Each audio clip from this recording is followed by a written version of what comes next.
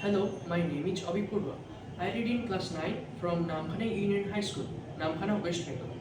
I am learning Raspberry Pi from RoboPi in the guidance of Amarpreet sir.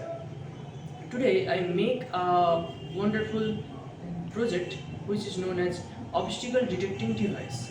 Here is this device. For making this device, I used some simple components like an IR sensor, a RGB, and some jumper wires. When any obstacle come near to this IR sensor, the RGB became green, and the obstacle when gone, the RGB became red. And here is this the reports on the serial monitor. We can see this on the cell. Now no object detected, and when any object come near this, the RGB became green.